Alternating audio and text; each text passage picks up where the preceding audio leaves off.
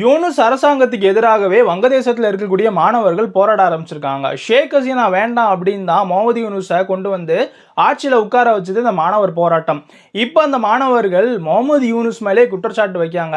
இந்த மாதிரி தொடர்ந்து பண்ணிக்கிட்டு இருந்தீங்க அப்படின்னா ஷேக் ஹசீனா எப்படி நாட்டை விட்டு பறந்து போனாங்களோ அந்த மாதிரி நீங்களும் போக வேண்டிய நிலைமை வந்துடும் அப்படின்னு மாணவர்கள் அமைப்பை சேர்ந்தவங்க முகமது யூனுஸை கடுமையாக எச்சரிச்சிருக்காங்க 23 டிசம்பர் அன்னைக்கு. அதுலயும் குறிப்பா ஓஸ்மான் ஹாதி இருக்காருல, அவருடைய பிரதர் என்ன சொல்லியிருக்காரு அப்படின்னா, பிப்ரவரியில நடக்க இருக்கக்கூடிய எலெக்ஷனை சீர்குலைக்கிறதுக்கு தான் நீங்க இந்த மாதிரியான ஸ்டண்ட் எல்லாம் பண்ணதீங்க. தொடர்ந்து மாணவர்கள் அமைப்புகள் இருந்து இப்படி யாராவது மர்ம நபர்களால சுடப்பட்டுக்கிட்டே இருந்தாங்கன்னு வச்சுக்கோங்களேன், ஷேக் ஹசீனா எப்படி நாட்டை விட்டு பறந்து போனாங்களோ அந்த மாதிரி முகமது யூனுஸ் நீங்களும் பறக்க வேண்டியது இருக்கும் அப்படின்ற மாதிரியான ஒரு எச்சரிக்கையை மாணவர் அமைப்பு, அதுவும் குறிப்பா ஓஸ்மான் ஹாதியினுடைய பிரதரே முகமது யூனுஸ்க்கு கொடுத்திருக்காரு. இந்த ஒரு விஷயம் மிகப்பெரிய அளவில் பதட்டத்தை கிரியேட் பண்ணியிருக்கு. ஏன்னா முகமது யூனுஸ் தேர்தலை தள்ளி போடுறதே குறியா வச்சிருந்தாரு.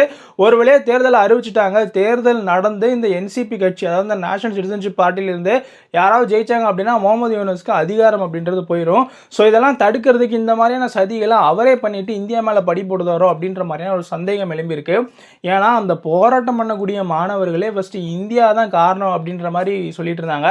இப்போ முகமது யூனுஸ் தான் ஓஸ்மான் ஹாதியை சுடப்பட்டதுக்கு காரணம் அப்படின்ற மாதிரியான ஒரு விஷயத்த சொல்லியிருக்காங்க. நம்ம தமிழ் சேனலை சப்ஸ்கிரைப் பண்ண பார்க்குறவங்க சப்ஸ்கிரைப் பண்ணிக்கிட்டுங்க. ஓஹோ! அப்படியா? ஆமாடே.